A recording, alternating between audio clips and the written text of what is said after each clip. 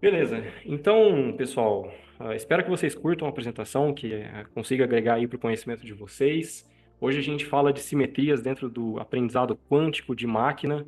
E quando a gente fala, na verdade, de computação quântica, a gente sabe que computação quântica não é alguma coisa exatamente nova, isso volta lá na década de 80, né? Ontem a gente teve uma palestra aí, inclusive, se eu não me engano, foi o Fabrício, falou do Paul Benioff e toda a história da computação quântica, mas a hype, de uma certa maneira, é um tanto quanto nova. Mas quando a gente fala de Quantum Machine Learning, isso de fato é novo, tá? É uma área que surgiu aí há pouco tempo atrás, poucos anos. Só que dentro do Quantum Machine Learning existe hoje uma sub-área que nasceu praticamente ontem e é o Geometric Quantum Machine Learning, e é exatamente esse contexto de simetrias dentro do aprendizado quântico de máquina, tá? Então, para não dizer que eu não falei das flores aqui logo, vamos começar. Então, qual que é o desafio, pessoal? Provavelmente todos vocês que estão nessa call, acredito que mais de 95% estão cansados de ver essa sigla NISQ, tá? Mas para quem não sabe, hoje, então, o nosso hardware quântico é limitado por ruído. Isso quer dizer que a gente não tem acesso ainda à computação quântica em larga escala, tá? E a gente fala que, então, nós vivemos em uma era NISQ, NISQ quer dizer Noisy Intermediate Scale Quantum, justamente para designar essa limitação por ruído, então estamos tomando aí baby steps na nossa área, tá? E o que acontece é que, com isso em mente, nós temos que ter um certo cuidado na maneira com a qual nós nos propomos a desenvolver novas arquiteturas no contexto do Quantum Machine Learning, tá? Então, nós temos visto aí, ultimamente, muita evidência na literatura de que modelos de Quantum Machine Learning que não possuem nenhum tipo de viés indutivo, e aí você vai me perguntar, mas de hoje, que raios, o que que é viés indutivo? Pensa, um viés indutivo é tudo aquilo que você vai lá, e modifica na tua arquitetura. Então, você pega uma rede neural e fala, vou adicionar uma camada de convolução, isso é um viés indutivo, é a interferência de um ser humano ali, pensa no teu modelo, tá? Então, a gente tem visto que modelos de Quantum Machine Learning que não tem nenhum tipo de viés indutivo sofrem com baixa treinabilidade e uma falta de generalização, uma generalização muito pobre, tá? Então, pensa em um ansatz que é gerado random, tá? É gerado aleatoriamente. Esses caras têm baixa treinabilidade. Então, por exemplo, existe um fenômeno muito conhecido na comunidade do Quantum Machine Learning, que é o fenômeno de concentração de medida, e é essa ideia de que funções que vivem em espaços altamente dimensionais tendem a ter seus valores concentrados ao redor de um certo, algum determinado ponto fixo, tá? Também conhecido, isso daqui é conhecido como Bairn Plateaus, né, na literatura. Então, a gente pode pensar que essas funções altamente dimensionais, se elas se concentram ao redor de um ponto fixo, então a superfície gerada por essas funções é relativamente flat, relativamente plana, e quando a gente fala de superfície plana, no contexto de machine learning ou de quantum machine learning, isso é um pesadelo, tá? Porque o objetivo de ouro, vou relembrar aqui com vocês, o objetivo de ouro do machine learning é encontrar os pontos de mínimo da nossa função custo, tá? E se a gente tem uma função cuja superfície é plana, então os gradientes tendem a zero, e como o coração do aprendizado de máquina gira em torno de descida de gradiente, não tem muita coisa que a gente fazer, né? Então aqui o caso é um pouco mais delicado, é um pouco mais complicado do que o aprendizado clássico. Não que o aprendizado clássico seja algo simples, tá? Mas é um caso um pouco mais delicado. E o que a gente quer fazer com essa área que é extremamente nova, que vem nascendo agora, que é o Geometric Quantum Machine Learning, é efetivamente reduzir esse espaço funcional, esse espaço de hipóteses, a um espaço de funções que preservem simetrias. Quando a gente sabe que existe alguma simetria muito específica que está presente no nosso dado e a gente pode utilizar isso a nosso favor. Então, por exemplo, historicamente, a gente tem visto aí, acho que o exemplo mais famoso que a gente vai conhecer são as redes neurais convolucionais. A gente viu que essa classe de arquiteturas ultrapassou e muito as redes neurais mais tradicionais, os multi-layer perceptrons ou as feed-forward neural networks, como também são chamadas, tá? E isso especialmente em aplicações de visão computacional. E a razão para isso é que, de maneira geral, as imagens tendem a ter algum tipo de simetria de translação, ainda que aproximada, mas tendem a ter esse tipo de simetria. E essas redes neurais convolucionais são naturalmente, como a gente vai ver, são equivariantes a essas simetrias. Então, elas respeitam, elas preservam essas simetrias, tá? Devido a uma propriedade que a gente chama de compartilhamento de peso. Então, essa ideia de reduzir o espaço de hipóteses, e deixa eu ligar aqui o meu laser na apresentação, reduzir o espaço de hipóteses, está linkado com essa ideia de facilitar a convergência, o aprendizado, né? Já que a gente tem essa forte presença de concentração de medida. E tem um segundo ponto aqui que é chamado, a gente chama de data efficiency. Então, uma prática muito comum, quem trabalha com data science ou faz pesquisa com aprendizado de máquina, enfim, vai saber que uma prática muito comum é, imagina que você tem um dataset pequenininho e você quer treinar algum tipo de rede neural, mas você precisa de um dataset maior, você precisa de uma complexidade amostral maior, e para tentar aumentar o seu dataset, quando você não tem acesso naturalmente aos dados, você tenta aumentar o seu conjunto de treino, tá? Então, se você tem uma aplicação de visão computacional, você vai pegar o teu conjunto de treino e criar várias cópias das imagens ou fotos que você tem, cópias rotacionadas, transladadas, refletidas ou distorcidas, automorfismo, né, de maneira geral, e na esperança de que você vai jogar isso para o teu modelo e o teu modelo vai magicamente aprender uma representação invariante, né? Então você está jogando esse problema nas costas do teu modelo. Ou se você está trabalhando com um problema de linguagem natural, você tem um conjunto de textos e você pode gerar várias traduções desse texto e aumentar o seu corpus, enfim. Então, esses modelos que absorvem naturalmente essas simetrias são eficazes aos dados, a gente consegue reduzir drasticamente essa necessidade de augmentation, né, ou aumentações. Isso daqui, pessoal, é crucial quando a gente fala do desafio de computação quântica hoje, porque a gente não tem acesso em larga escala, então, não temos acesso à computação em larga escala para brincar com um espaço amostral muito grande e não temos acesso em larga escala para brincar com um espaço de parâmetros também muito grande, tá? Então, isso daqui é o que o Geometric Quantum Machine Learning vem ajudando a fazer, e essa é a nossa ideia aqui, tá? Então, nós sabemos que tanto as redes neurais clássicas quanto as redes neurais quânticas, os modelos variacionais são aproximadores universais. Nos nossos cursos, como o Gustavo falou, nós temos os cursos de aprendizado de máquina quântico e otimização ali na Unicamp.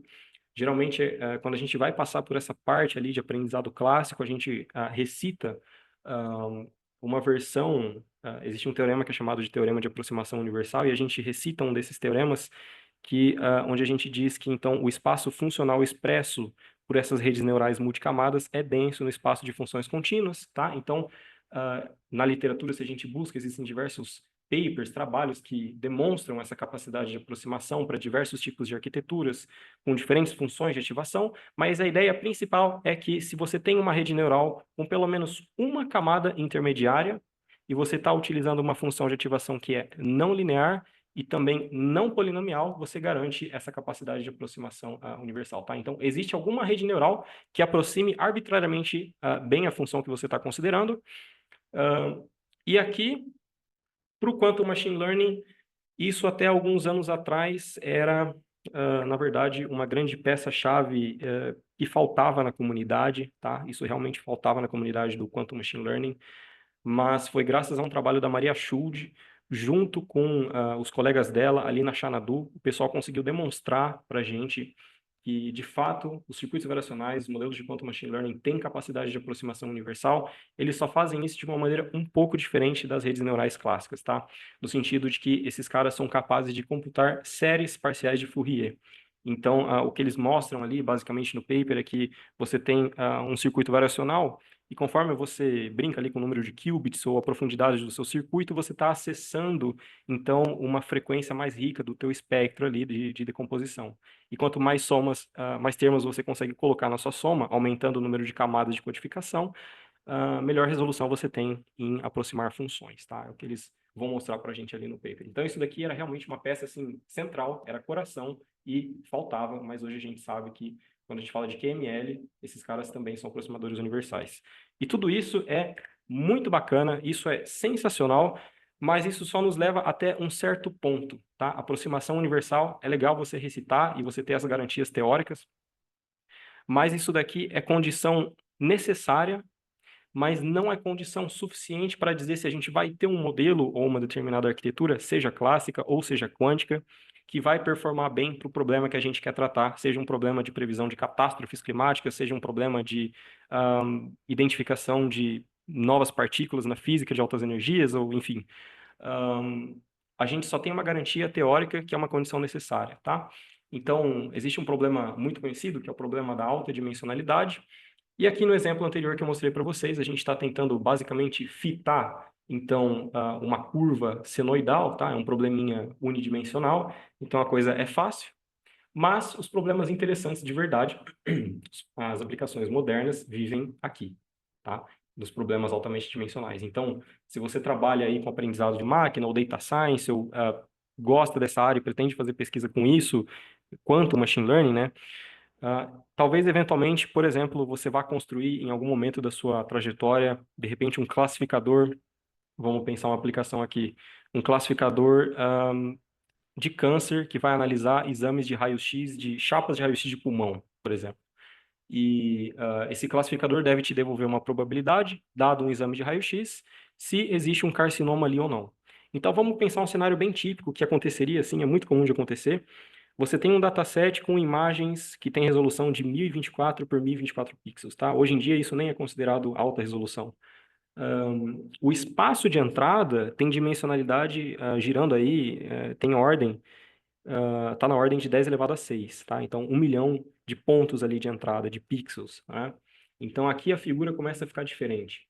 E quando a gente fala do Quantum Machine Learning, certamente estamos falando também desse caso aqui, porque, como eu falei para vocês e como a gente viu, então os circuitos variacionais contêm os qubits, e os qubits residem basicamente nesse espaço que é exponencialmente dimensional no número total de estados, tá? Então, n qubits projetam aí a nossa informação, seja clássica ou quântica, em um espaço de estados que é de 2 elevado a n estados possíveis, né? Então, a gente está falando, quando nós falamos de aprendizado clássico ou quântico em altas dimensões, estamos falando basicamente de interpolar funções que são altamente dimensionais. No caso simples aqui, em baixas dimensões, às vezes a gente nem precisa de aprendizado, você consegue resolver isso daqui, às vezes, com ferramentas aí de processamento de sinais que são mais tradicionais, mas quando a gente fala dessas aplicações modernas e o QML, então aqui a gente precisa de fato de aprendizado. Mas o fato é que a gente não sabe por que que o aprendizado funciona, tá? A verdade é essa. A gente tem as garantias de universalidade, mas em tese não era para o aprendizado funcionar, porque quando a gente considera esses espaços altamente dimensionais, esses problemas altamente dimensionais, a gente esbarra, na verdade, em vários problemas, mas eu vou elucidar dois aqui para a gente ter uma noção. Um deles é a maldição na complexidade amostral. Então, vamos imaginar que a gente está tentando fitar uma função contínua, e aí, matematicamente, a gente pode dizer que essa função f estrela, que é o nosso target aqui, ela é contínua em Lipschitz, tá? É uma definição técnica. Existe um resultado na literatura que vai dizer para a gente, se a gente quer ter um erro, e esse erro aqui, o erro esperado, tá? É a diferença entre a nossa hipótese. Então, esse F-chapéu é uma black box, pensa que pode ser ou um algoritmo de quantum machine learning ou um algoritmo de machine learning clássico, e o F estrela é o nosso target. Então, para que esse erro seja igual a 0,5, necessariamente a gente precisa de uma complexidade amostral ou um número de pontos observados em treino que é maior ou igual a alguma constante C vezes 2 elevado a D. D é o número de dimensões. Tipicamente, vamos pensar, D igual a 1 milhão, 2 milhões, como eu falei para vocês, tá? Então, certamente a gente tem aqui, se fosse analisar teoricamente o que está acontecendo, o que esse resultado está dizendo para a gente é que, para conseguir interpolar essa função em um espaço com 1 milhão de dimensões, fixando esse erro aqui, a gente precisaria de um conjunto de pontos de treino que seria maior do que o número de partículas observáveis no universo. Então, aqui começa a complicação, né? Em tese, o aprendizado não era para funcionar. E aí a gente também tem uma maldição que se estende não só para a complexidade amostral, mas também aí no número de parâmetros. Aqui a gente pode falar mais especificamente das redes neurais clássicas, tá? Então, se a gente força a nossa função f estrela, vamos imaginar que a gente não vai forçar continuidade, mas nós queremos forçar um pouquinho de regularidade. Então, a gente fala que f estrela vai ser da classe Sobolev agora. Ao invés de forçar essa condição de continuidade, a gente vai forçar, imagina que f estrela tenha que ter, por exemplo, s derivadas aí definidas, tá? Então, tem um outro resultado na literatura que vai mostrar para a gente que o número de parâmetros m, pensa em uma rede neural com uma camada escondida, tá? Apenas. O número de parâmetros m é proporcional a epsilon elevado a menos d sobre s. S vai ser 1, 2, 3, 4, e D vai ser 1 milhão, 2 milhões, então esse D sobre S certamente é um número muito maior do que 100, por exemplo, tá?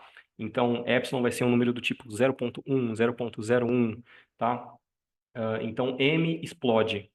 A gente precisaria ter um número de parâmetros também maior do que o número de partículas observáveis no universo, e a gente nem consegue armazenar isso dentro de um computador. Então, esses resultados teóricos aqui não explicam exatamente por que que o aprendizado, no final das contas, funciona. Então, a aproximação universal garante que existe uma rede neural quântica ou existe uma rede neural clássica que aproxime arbitrariamente bem as nossas funções.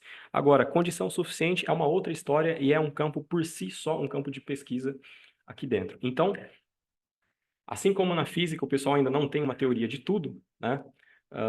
Aqui no caso da computação nós não temos uma teoria unificada do aprendizado de máquina e, bom, pelo menos até onde eu saiba, né? Então a gente não tem ainda uma receita, alguma teoria que consiga nos predizer de antemão, dado um problema, a gente descreve ali o dataset que nós temos, qual que é a melhor arquitetura a se utilizar, número de parâmetros, hiperparâmetros, etc., antes de fazer o teste empírico de fato, né? Se existisse essa teoria, então os nossos empregos com aprendizado de máquina hoje não existiriam. Então, bom, não temos esse tipo de teoria unificada, pelo menos não existe consenso na comunidade, mas temos uma frente aí, que é o Geometric Deep Learning, que é esse GDL, e agora, mais novo do que isso, o Geometric Quantum Machine Learning, que vem trazendo um excelente fundamento teórico, que vem linkando essa ideia de aproximação universal com as taxas de complexidade amostral e parâmetros e tudo mais. Então, qual que é a ideia do Geometric ou Quantum Machine Learning ou Geometric Deep Learning aqui, por exemplo? Vamos começar no caso clássico. A gente tem visto que, ultimamente, as redes neurais, as arquiteturas que têm mais sucesso são aquelas arquiteturas que exploram algum tipo de viés indutivo muito específico, em específico, vieses indutivos de simetria. Então, é como se a gente tivesse esse grande zoológico aqui e cada um desses animais vivem em seus habitats naturais e cada um desses animais tem uma função específica, tá? Então, como eu contei para vocês, as redes neurais convolucionais são exímias aí em problemas de processamento de imagem, visão computacional, porque elas são naturalmente equivariantes a translações. Tivemos aí também o Nobel da Química sendo agraciado para o pessoal da DeepMind, e o pessoal da DeepMind tem aquele modelo que vocês muito provavelmente já ouviram falar, que é o AlphaFold 2. O AlphaFold 2 é uma rede neural em grafos, tá? E essa rede neural, ela preserva uma simetria de permutações. Então, eles trabalham ali com um problema muito clássico da biologia, se eu não me engano, é o de enovelamento de proteínas. Então, temos essas arquiteturas que também preservam simetrias. Temos as redes neurais recorrentes, que historicamente aí surgiram para se trabalhar com dados de séries temporais. Os transformers, claro, não tem como não falar dos transformers, porque hoje em dia todo mundo fala em GPT. E a sensação que tinha antes do surgimento do que a gente está chamando aqui de Geometric Deep Learning ou Geometric Quantum Machine Learning, a sensação que a gente tinha é que nós tínhamos todos esses grandes pedaços, esses grandes animais aqui, mas parece que faltava alguma coisa que juntava todos eles. E hoje a gente sabe que esse pedaço que juntava todos eles são as simetrias. E é isso que a gente chama de Geometric Deep Learning. Isso conecta, então, o sucesso dessas grandes arquiteturas. Então, a minha ideia aqui, na verdade, não é transformar isso em uma aula de teoria de grupos, mas só para a gente ter uma palhinha, né, no que são simetrias. Vamos pensar que simetrias são transformações em objetos, de maneira geral, objetos abstratos ou concretos, que vão deixar alguma propriedade invariante. No caso da geometria, vamos pensar nesse floco de neve que vocês estão vendo aqui. Então, se a gente pega esse nosso floco de neve e rotaciona ele mais para a direita ou mais para a esquerda, de 30 em 30 graus, por exemplo, a configuração geométrica final é exatamente igual à configuração inicial. Então, a gente fez uma transformação que deixou o nosso objeto idêntico ao que ele estava inicialmente. Na física, nós temos simetrias, então eu mesmo não sou físico, venho da ciência da computação, mas o pessoal tem um teorema ali que é o teorema de Noether, e esse teorema diz basicamente que a toda lei de conservação está associada a uma simetria contínua. Então, quando o pessoal fala, por exemplo, em conservação de energia, existe uma simetria no tempo acontecendo ali. E a gente vai ver um exemplo de simetria no contexto da física e como é que a gente linka isso no contexto de Quantum Machine Learning nessa palestra de hoje. E quando a gente fala de simetrias no aprendizado de máquina, A gente está falando de transformações que preservam conceitos. Quem não sabe, conceitos são as classes ou os rótulos dos nossos dados, tá? Então pensa em um problema, acho que aqui fica muito fácil visualizar, quando a gente fala de processamento de imagens, visão computacional. Nós temos diferentes imagens aqui da Mona Lisa e a gente quer treinar um classificador para nos predizer qual que é o rótulo dessa imagem, né? Então, eu estou criando diferentes transformações, no caso aqui são rotações diferentes, tá? Então, todos esses G1, G2 e G3 são operações de rotação nessas imagens. E seja lá qual arquitetura a gente escolha, essa arquitetura tem que preservar o rótulo, tem que preservar o conceito do nosso dado. Tá? Então, isso é invariância. A gente aplica diferentes transformações, por exemplo, os augmentations que eu falei para vocês ali no começo da palestra, e seja lá qual arquitetura a gente quer treinar, não nos interessa agora, essa arquitetura tem que entender que xi ou xi', que é uma rotação dessa figura inicial, tem que trazer a mesma resposta. Tá? Isso aqui é invariância. E a gente consegue demonstrar, existem resultados na literatura que com invariância você consegue melhorar aquela complexidade amostral ali, tá? Mas você ainda não consegue tirar aquela dependência exponencial. Então, hoje eu trago 3 maneiras que a gente consegue preservar simetrias dentro do Quantum Machine Learning, tá? A primeira delas é a mais velha, nossa amiga aí chamada de compartilhamento de pesos. Então, quem já escutou falar sobre redes neurais convolucionais, é exatamente isso, tá? Então, essa estratégia aqui funciona excepcionalmente bem em grupos discretos, por exemplo. Então, quando a gente fala de redes convolucionais, ou mais recentemente, as redes neurais quânticas convolucionais, isso daqui é uma estratégia, tá? Então, para recapitular um pouquinho das convoluções, né, e os kernels, essa daqui é a equação que descreve a convolução, que na verdade é uma correlação, mas a gente chama de convolução na ciência da computação. E os kernels, então, o que que a gente recebe, o que que a gente está fazendo nessa convolução? A gente está aplicando um filtro na nossa imagem, né? Basicamente é isso. A gente tem um sinal de entrada F, a gente está interpretando a nossa imagem como um sinal. O domínio da nossa imagem ou do nosso sinal é o espaço Z2, então é um espaço de coordenadas de pixels, pensa cada um dos pixels na nossa tela. Então a gente passa qual que é a coordenada de um dos pixels, por exemplo, para F, e F nos devolve qual que é a intensidade do pixel ali naquele ponto. E o kernel é a mesma coisa, ele também está definido sobre Z2, tá? Então isso daqui é a equação de convolução. E classicamente, um kernel é uma matriz de números, tá? Então, uma matriz, literalmente uma matriz de números, e eu acho que fica mais fácil, a gente gosta muito de fazer isso lá no nosso curso da Sticamp, de mostrar um exemplo bem aplicado aqui, que eu acho que às vezes só colocando a equação também não fica bem visualizado. Então, vocês conseguem ver quando eu mudo a aba aqui, pessoal? Ou não? Sim, sim, tá, conseguimos sim, Jorge, Tá, tranquilo. beleza. Então, qual que é a ideia aqui, tá? Então, os kernels aplicam filtros, tá? Quando a gente fala de convolução, então o kernel é esse quadradinho vermelho aqui do lado esquerdo que eu estou mostrando para vocês, e uma convolução é o seguinte, você vai pegar esse kernel, aplicar aquela equação que eu falei ali, então você pega cada quadradinho desse e multiplica o valor do kernel pelo valor do pixel naquele ponto, e você vai somar todo mundo, por exemplo, tá? E você vai fazer isso para esse primeiro patch, depois faz isso para o segundo patch. Então, eu estou tentando simular como se fosse um GIF aqui para vocês, tá? Live action. E aí você vai fazendo isso para toda a sua imagem. E no final você vai ter um resultado. E os kernels são essas matrizes de números. Então, algumas décadas atrás, era muito comum os pesquisadores soltarem papers ali, né, antes do aprendizado profundo. O que que os pesquisadores faziam nessa área de visão computacional? Eles falavam assim, olha, nós aqui, nosso grupo de pesquisa da Universidade X, nós descobrimos um novo kernel que consegue realçar alguma característica X na imagem. Então, por exemplo, um kernel que consegue borrar a imagem, um kernel de blur. E aí os caras precisavam fazer isso daqui na mão, tá?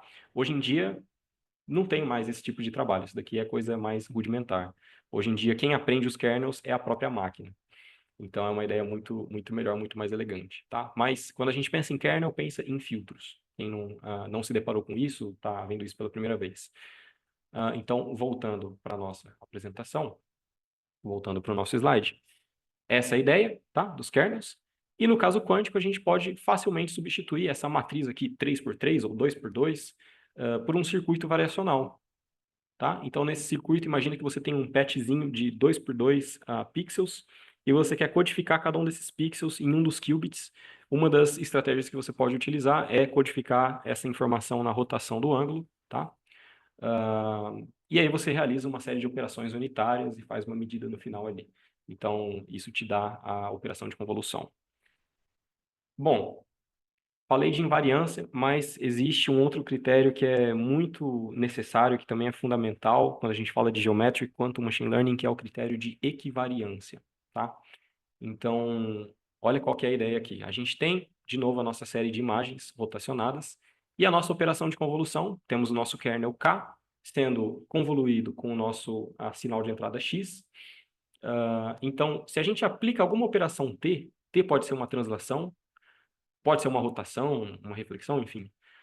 Se a gente aplica alguma operação T em K no nosso kernel, a propriedade de a equivariância é uma propriedade que nos diz que isso é equivalente a comutar esses dois caras e aplicar o T inverso em X. Por que que isso faz sentido? Vamos pensar que a gente tem a nossa imagem e por cima da nossa imagem a gente está jogando o nosso filtro, que a gente está chamando de kernel. Então, se a gente rotaciona o nosso kernel, aplica uma operação de rotação, por exemplo, para a direita, isso, nesse caso, é equivalente a pegar o nosso espaço de pixels, tá? Não o kernel agora, mas o espaço de pixels, e rotacionar o nosso espaço de pixels para a esquerda. Ok? Então, isso é o que essa relação está dizendo para a gente. Aplicar T no espaço de saída é aplicar T menos 1 no espaço de entrada. E para a gente ter ideia do que acontece aqui, quando a gente convolui agora o nosso kernel com uma rotação, uma imagem que é um pouco rotacionada, então, isso aqui é K convoluído com X e linha, mas isso é igual a K convoluído com G1, então G1 é essa rotação em XY. Mas se a gente rotacionar nosso kernel agora também por G1, pela propriedade de equivariância, a gente comuta esse cara com K, mas passa com menos 1 para lá. Então, G1 inverso aplicado em G1, isso daqui vai devolver a identidade para a gente, e isso é a mesma coisa do que essa primeira linha aqui que vocês estão vendo, tá? Aliás, desculpa, isso é a mesma coisa do que convoluir K com XI, tá? Ou seja, é a resposta da convolução no nosso dado de entrada que não foi transformado pela simetria. Então, essa é a ideia. Rotacionar o kernel de um tanto é a mesma coisa do que aplicar a rotação inversa em x e tá? No nosso espaço de entrada. Isso gera uma resposta invariante. Então, o efeito disso é que nós temos uma representação que é estável. Tá? Geralmente, em redes convolucionais, a gente tem uma receitinha de bolo ali que costuma ser comumente seguida, mas não é regra. Você vai definir uma arquitetura onde você coloca camadas de convolução por camadas de pooling, e isso te gera uma representação. E a ideia, com essas operações que são equivariantes, você tem uma representação que é bem próxima uma da outra, ou às vezes até a mesma, e intuitivamente a gente pode pensar que isso facilita o aprendizado, tá? A gente está exigindo menos da nossa rede neural. Então, ao invés de criar um monte de aumentações do nosso dataset, e jogar tudo nas costas do nosso modelo, agora a gente tem uma ideia um pouco mais elegante, onde a gente absorve essas simetrias automaticamente, tá?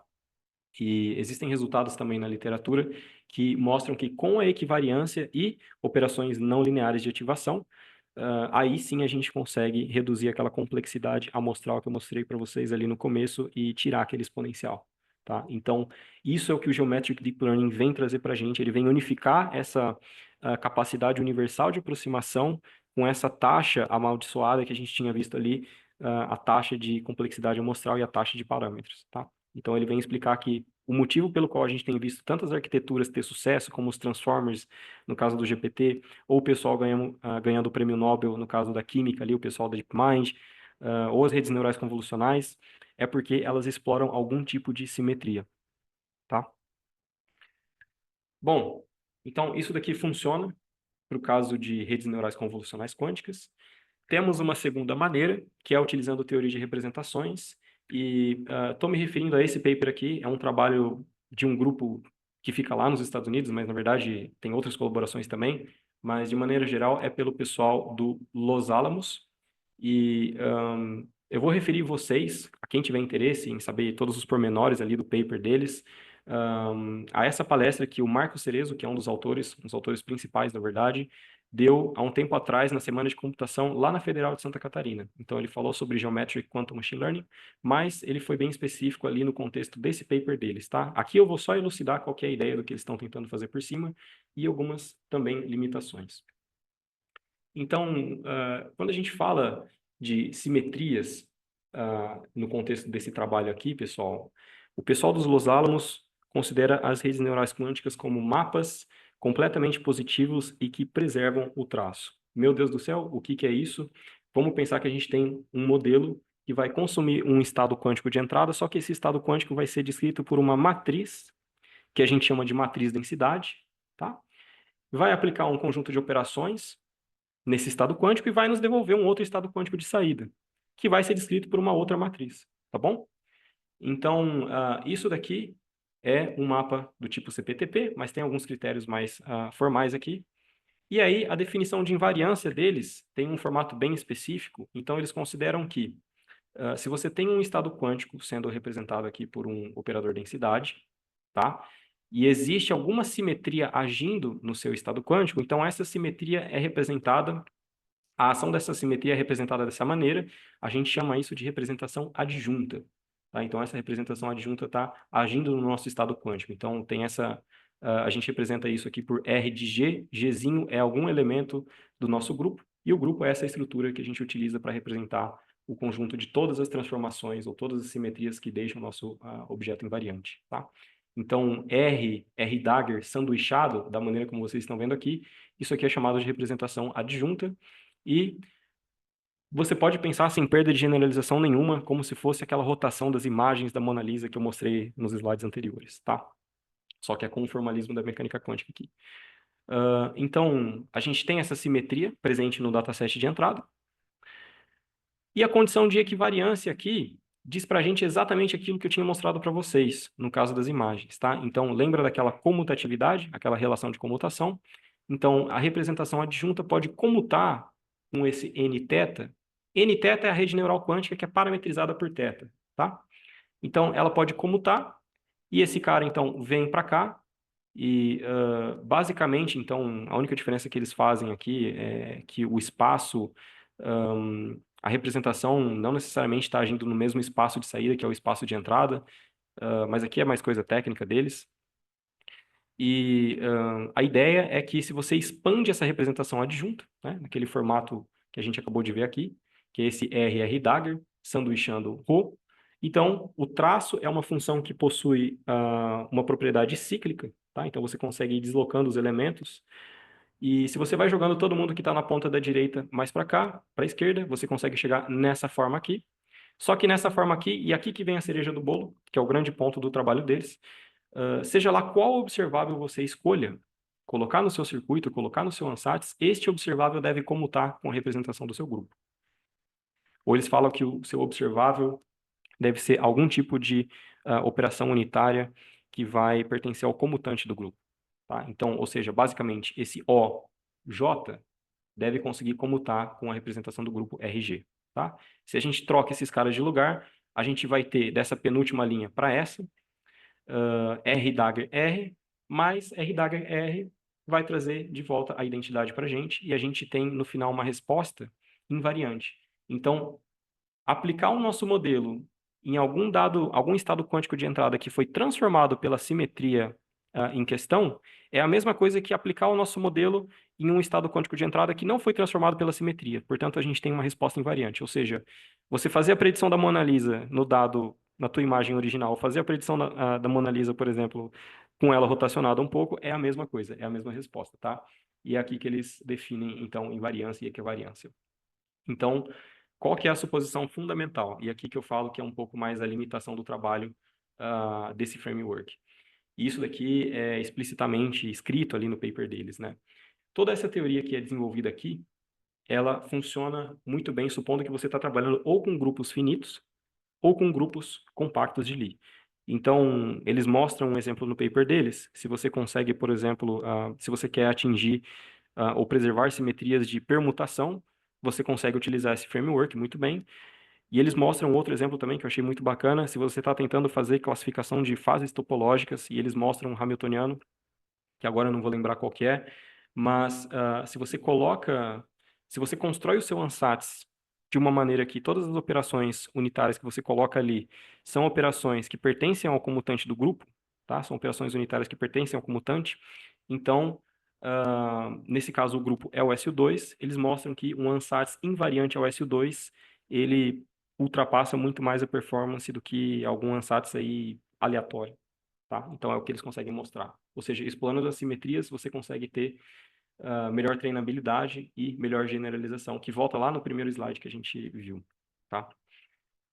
Bom, aqui é só para elucidar esse segundo ponto, e aqui é um jeito ainda mais novo de se atingir, então, de se preservar simetrias nos nossos modelos quânticos.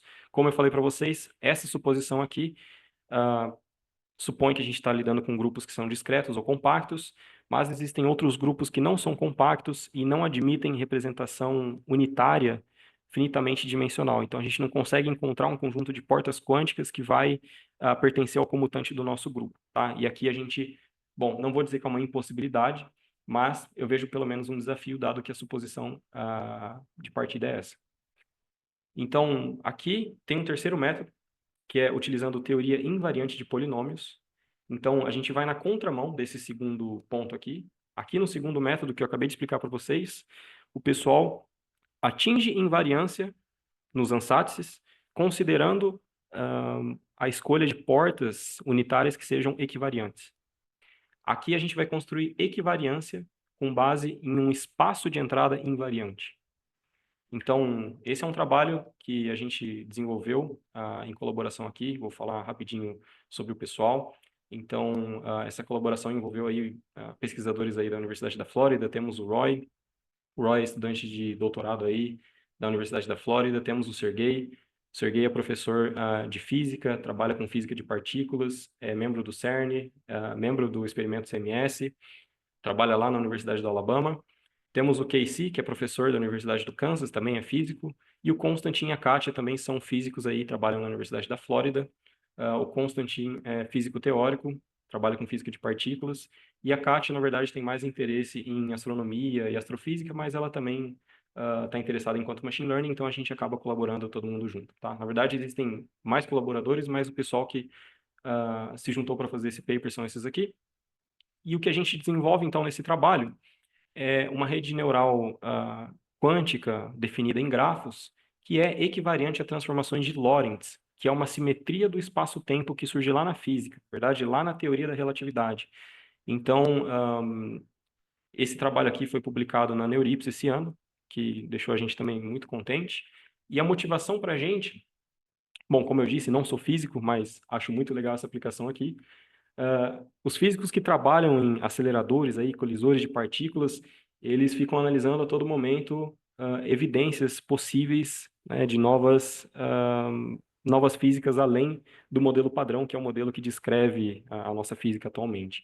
E encontrar evidência dessas novas partículas, ou dessas novas físicas, envolve a identificação ou a discriminação de sinais anômalos contra sinais de fundo, tá? Ruídos imensos. E eu acredito aqui que o exemplo mais famoso provavelmente é o bóson de Higgs. Então, o bóson de Higgs é uma partícula que foi teorizada há muitas décadas atrás por esse cara aqui que vocês estão vendo, o Peter Higgs. E aí, lá em 2012, a gente teve a confirmação experimental do bóson. Então, ele foi encontrado pela galera lá do CERN. Eu lembro que eu era moleque nessa época e eu ligava o noticiário e só se falava nisso, né? Passava no Fantástico, passava na Globo e só se falava que os cientistas ali do CERN haviam descoberto então a partícula de Deus. Bom, de curiosidade, aqui, quem não sabe, o pessoal lá do CERN encontrou então o bóson utilizando o aprendizado clássico de máquina. Estamos falando de 2012. O pessoal não falava de redes neurais profundas, muito menos de quantum machine learning, tá? Mas o que eles utilizaram ali foi um modelo de árvore de decisão, pelo que eu consegui entender, tá? E aqui hoje a gente está explorando esse contexto de quantum machine learning, preservando simetrias e tudo mais. Então, existem muitas etapas nesse projeto, na verdade é um projeto bem extenso, e eu vou ficar focando aqui nessa conversa, na parte de quantum machine learning, e vou só explicar qual que é a ideia por trás de cada uma das etapas, tá? Então, a gente começa com a descoberta de simetrias. Aqui, a gente não está interessado em incorporar simetrias nas nossas arquiteturas ainda. A ideia que a gente pensou foram dois cenários possíveis. A gente pensou naquele cara que é um físico teórico e de repente está trabalhando em descrever algum lagrangiano que vai vir a descrever novos fenômenos aí, de repente, além do modelo padrão. E nesse lagrangiano, se existem novos invariantes, vamos recapitular lá do teorema de Noether, associado às leis de conservação, existem simetrias correspondentes. Se você tem invariantes novos nesse lagrangiano, então você pode se perguntar quais são os grupos por trás desses invariantes, e a gente consegue fazer isso utilizando 100% aprendizado clássico de máquina, tá? Então é uma ideia muito legal.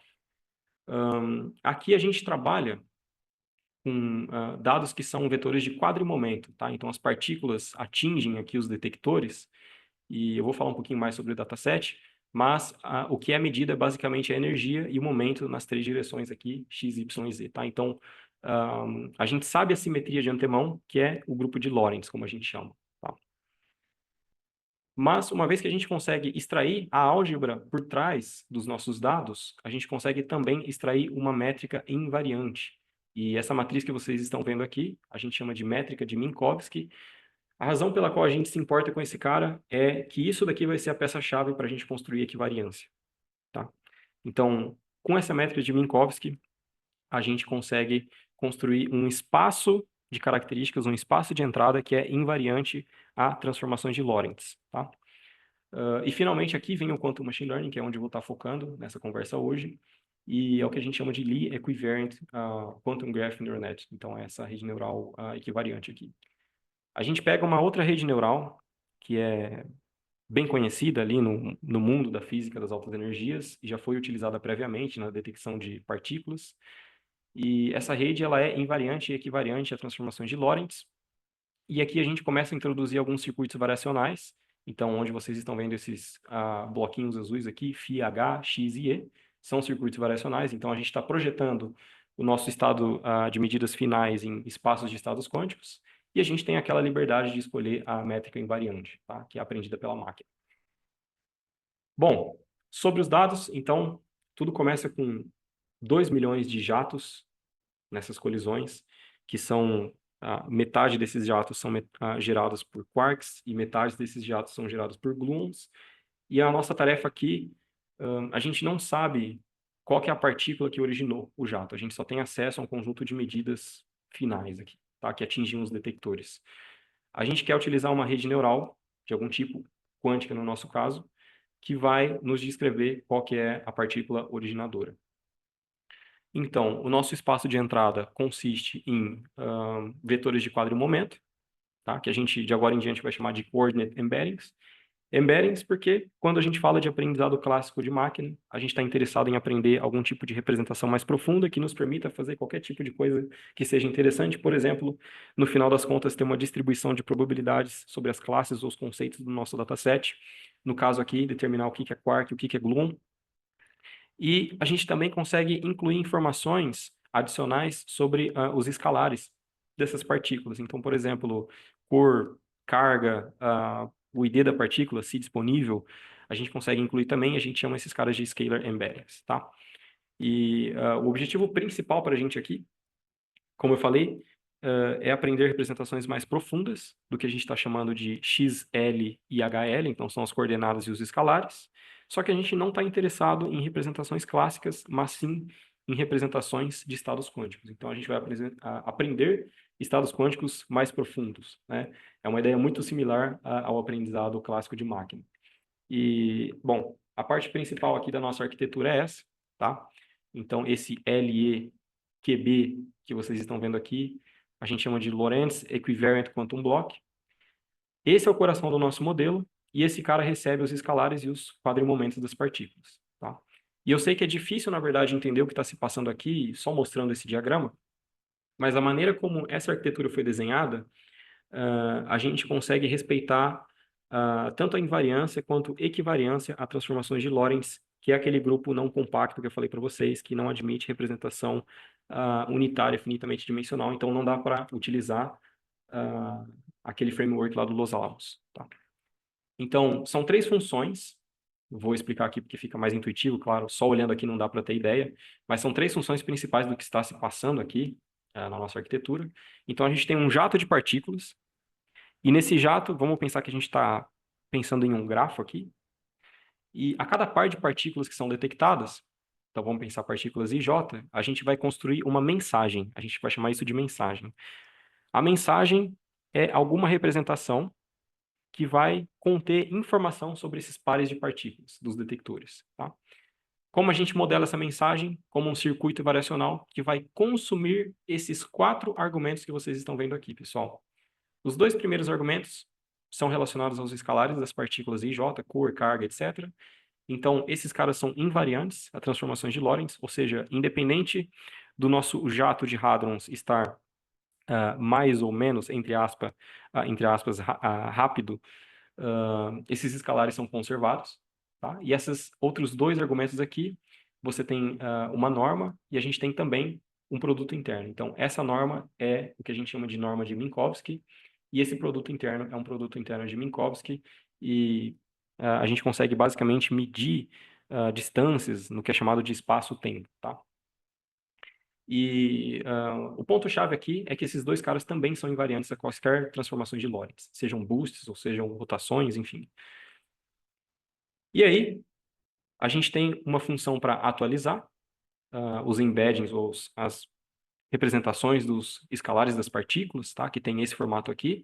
Então, sempre que a gente quer aprender uma representação mais profunda, a gente fala que essa função vai ter essa estrutura, onde a gente depende da representação na camada anterior, e um outro circuito variacional que consome esses parâmetros aqui, e vocês percebam, acho que o ponto principal para a gente ver aqui é que essa função, né, HIL mais 1, em sua forma aí funcional, depende apenas de funções que já são invariantes. Então, H é escalar, tá? É invariante. W e J é escalar, também é invariante. E a mensagem que a gente acabou de ver é invariante a Lorentz. Então, esse cara também é invariante a Lorentz.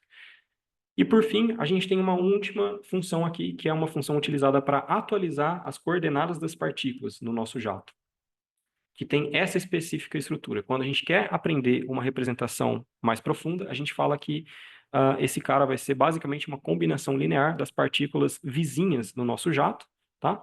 E esse cara não é invariante a Lorentz. E a gente vai ver exatamente o porquê.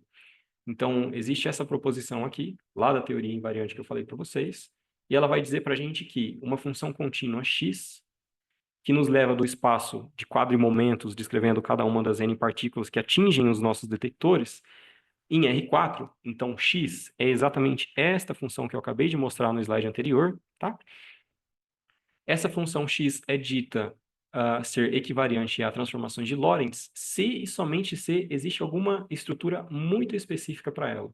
Essa estrutura é essa daqui. A gente consegue escrever x como uma combinação linear das coordenadas das outras partículas, tá? Φ e I são funções escalares, e essas funções escalares têm que ser invariantes a transformações de Lorentz. E para ser invariante a transformações de Lorentz, elas têm um espaço de entrada que depende apenas do produto interno de Minkowski. Então, esse cara aqui, ele é naturalmente invariante a transformações de Lorentz, tá? E, bom, no paper original, o pessoal utiliza MLPs, né, as Multilayer Perceptrons. Aqui a gente está utilizando circuitos variacionais, projetando o nosso estado de medidas em um espaço de estados quânticos. E aí, como eu falei para vocês, teorema de aproximação universal, a gente consegue fazer esse tipo de substituição, tá? Então, um paper aí sensacional da Maria Schuld e do time dela lá na Xanadu. E só para a gente, então, já estou finalizando aqui, na verdade, a minha palestra, demonstrar aqui, né, que a gente de fato tem equivariância.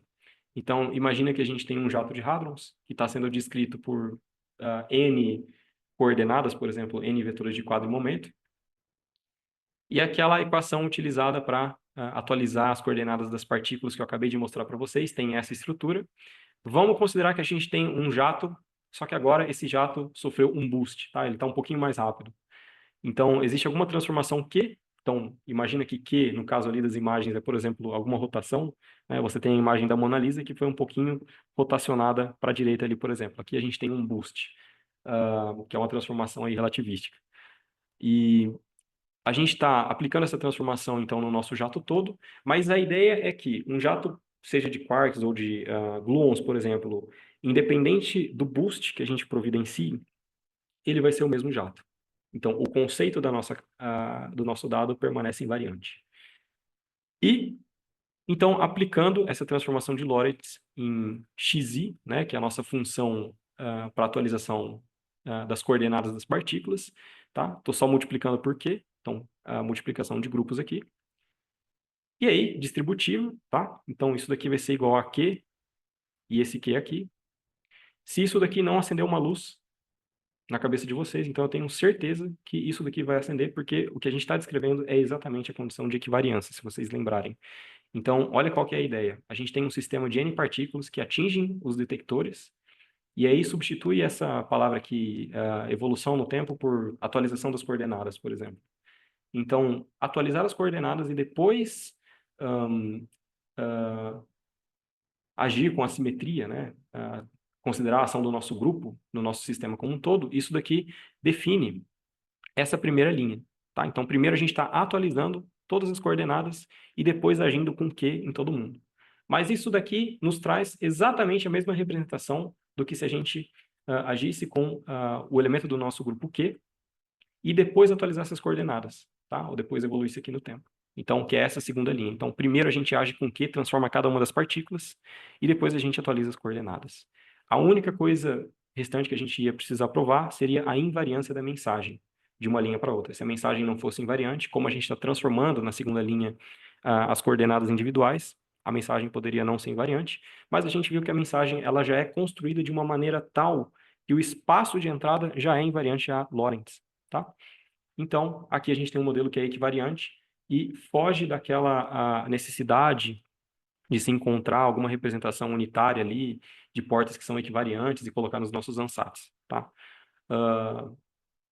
Bom, sobre os resultados, quando a gente compara o modelo quântico com o estado da arte, a gente tem os resultados comparáveis. Vou chamar a atenção para vocês observarem que a gente não está explodindo aqui a acurácia, tá? Para cima de 90%. Então, se vocês olharem a literatura, vocês vão encontrar muitas arquiteturas que passam aí de 90%, mas isso daqui é porque a gente teve que realmente reduzir muito o espaço de parâmetros para conseguir rodar em simuladores. A gente não teve acesso ainda a computadores quânticos, né? Então, quando a gente reduz esse espaço de parâmetros e deixa um número de parâmetros comparável, tanto no caso clássico quanto no quântico, na mesma ordem de magnitude, os resultados são comparáveis.